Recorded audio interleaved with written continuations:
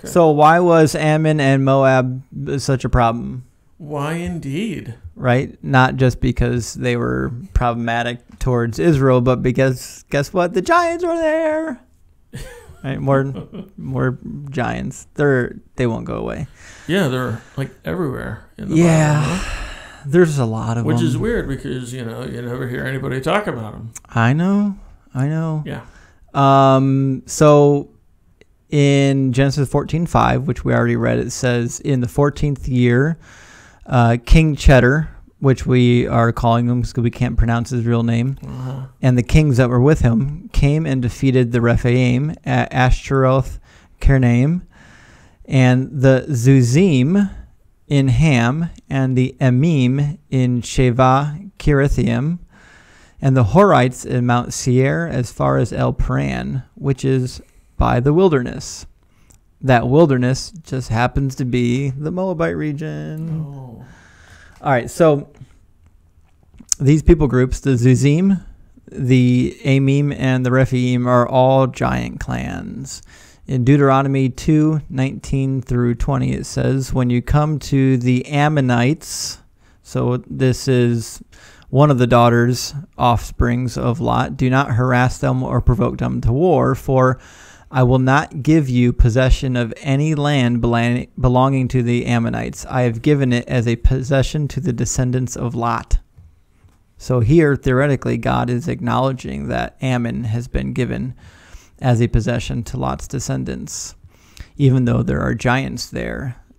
My first thought was that much like the Israelites are supposed to be displacing giants in most of the land, maybe he was wanting Lot's descendants to be displacing the giants in the land of Ammon and also in Moab.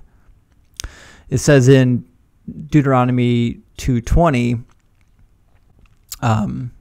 that this was considered a land of the Rephaim who used to live there, but the Ammonites called them Zazumites. Okay.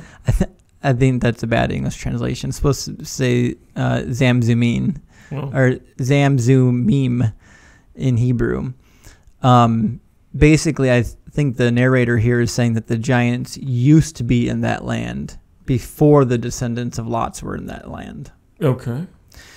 Now, Deuteronomy 2:19 refers to the giants in the land of the Moabites. Then the Lord said to me, do not harass the Moabites or provoke them to war, for I will not give you any part of their land. I have given Ar to the descendants of Lot as a possession.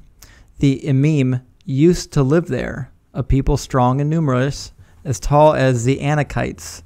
Like the Anakites, they too were considered Rephaim, but the Moabites called them Emim. So once again, we have giants, and these giants, according to Deuteronomy, were living in the land of Ammon and Moab. Did the Ammonites and Moabites commingle with them, or did they destroy them? So you had, what, two cities? Well, two regions. Two regions with the Nephilim. Yep. And what the idea is that Lot's descendants came in and killed them? Well, that's a theory. So that they could live in their land? It seems that way. That's okay. Because it says here in Deuteronomy 2:19, I have given it as a possession to the descendants of Lot. Mm-hmm. But we already know that the Nephilim had lived there. Exactly. The giant clans had lived both in Ammon and in the region of Moab, and those two regions, according to Deuteronomy, were given to the descendants of Lot as a possession. Okay.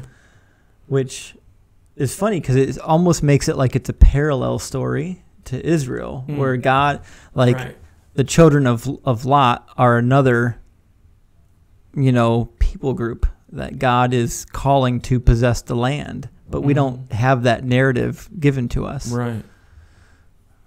Interesting. Yeah. So the descendants of Lot do become quite important.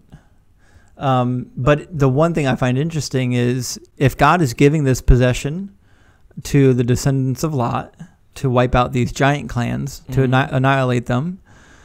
Why in the world are the descendants of Lot so hostile towards the Israelites? Wouldn't you think they'd be on the same side in this whole thing? Yes. But they're not. But why aren't they then? Well, the only thing I can think of is that because their lineage had problems because it came from a defiled union between Lot and his daughters. Yeah, but I thought that was just like an excuse that the writer came up with. You know what I'm saying? Well, I'm not saying it's believable. I'm just saying that within the story of the Bible, that seems to be... How about without the story? Is there an actual reason? Well, I don't think Lot existed in real life. Well, did the Moabites... The Moabites definitely did, yeah. We've got lots of archaeology from the Moabites and Ammonites.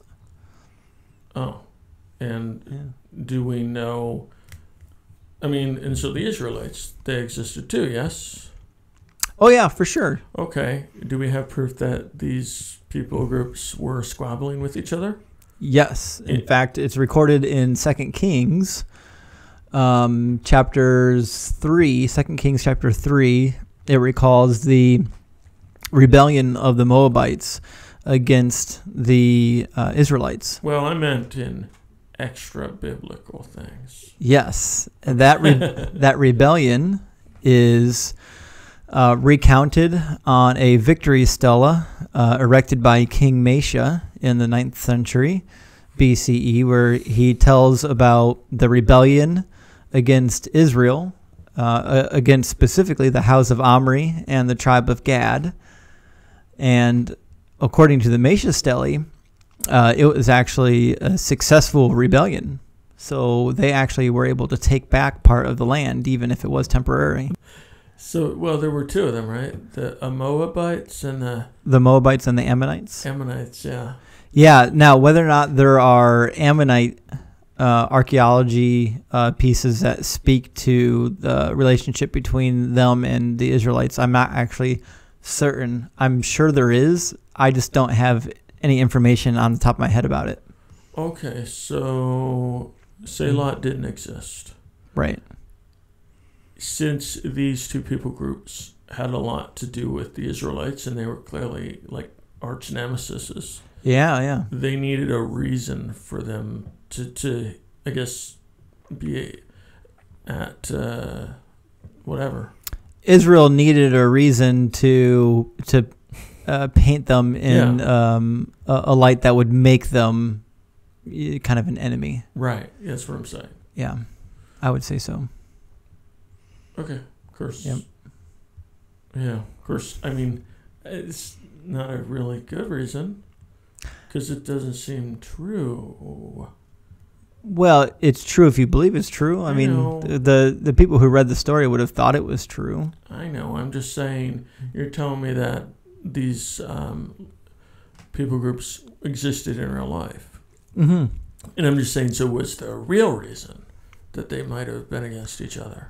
Oh, in history, I'm sure the reason was continual squabbling over borders. Okay. You know, especially if you live in the plains, there's valuable farmland and valuable pasture land for the flocks. And it's only a matter of time before one people group is trying to encroach on the territory of another people group. And then there's a skirmish over, no, this is my land. No, this is your land. And we're not going to come to an agreement. So we're just going to kill each other. Okay. Why couldn't they have said that in the Bible? Well, they do. I mean, there's a number of wars in the Bible that are more or less described to what we read in history. No, I just meant, why do they have to, say, quote unquote, make up Lot in this whole story? Well, because certain parts of the Bible, especially Genesis, is a political document. Okay. The idea is that once you've written it into part of your religion, it becomes true. And remember, this is the founding document for a nation. Mm. So if you want to bend the will of the people in your favor so that they're willing to pick up arms and fight against the Moabites and Ammonites, what do? You convince them that, well, they're from a cursed lineage of some nature, or they're descendant from a cursed union. I don't know. For me, I'm not sure that would really make me want to kill somebody so much as just coming over and trying to take my land. Do you know what I'm saying? Right. I don't know. Well, I'm not sure that the story was designed to provoke people to war. I think it's more of a justification for it. After the fact. Right. Okay. That makes sense. Mm-hmm. Just like we did in, the post 9/11 invasions. We had to make up some excuse. The weapons of mass destruction, even though they didn't really exist. Right, but now that's what people believe because it's in our history books. That's right. Okay, got it. Anyways, nevertheless, I've just found it very interesting that both Ammon and Moab were two regions that were well known for the fallen angels and their offspring to have been dwelling in. Mm-hmm. Yeah. I mean, isn't that alone a good enough reason for them to fight with the Israelites? And the Israelites, I mean, you did say that Lot. Did they mingle? Yeah. Yeah, exactly. What you're suggesting is that maybe part of the reason why the Israelites and the Moabites and Ammonites were at war with each other was because the Moabites and Ammonites mixed with the Anakim and the Rephaim and these giant clans rather than driving them all out. Mm-hmm. And I think the answer to that question is actually yes. Now, here's something really interesting. There's been DNA research done on Palestinian genetics and the flow of migrants and the flow of people during different time periods. And a lot of the people that were displaced from Palestine during the conquest period, it seems likely weren't killed. They were just pushed north and east out of the land. When was this? I'm sorry. Well, during the conquest. Yes, I know. When was this? When was what? The conquest, yeah. The Middle Bronze Age, 1300, 1400, somewhere in there. I didn't know that. Oh, you didn't? Sorry. I just assume you know so much. Yeah. You know what? I spend most of my time studying the Old Testament ever since I became a Christian, that there are things I've committed to memory that I assume everyone else already has. I don't spend any time, now that I'm a Christian, reading the Bible. So... Well, you don't need to. The pastor tells you what to think. That's right. Yeah, that's right. All right, let's move on. All right. And jump into chapter 20. Okay. All right, with that, Dan, I think we'll end it. Yeah, I've learned so much. Well, we always learn. In fact, when we introduce the readings for each week, I have to go back and reteach myself a lot because, as it turns out, you just forget it when you move on to other things. Reading the Bible kind of feels like watching that TV series Lost, where you're like, oh, that answers that question. Oh, wait, now I have 5 more questions. And then, of course, they never get answered. Okay. Right. That was one of the things that when I went to Bible college and then even more so during seminary, realized was, really reading the Bible, learning the languages, learning the culture and the history. You think it's going to answer the questions that you have. Hope.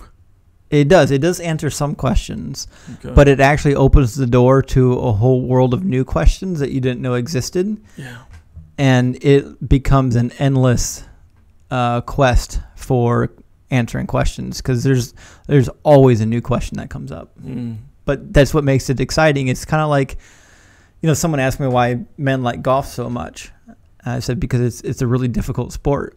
It appears on the outside to be very easy. You just put the ball in the hole. But it's actually very, very difficult, and it's very hard to get good at it. You spend many years getting good at golf.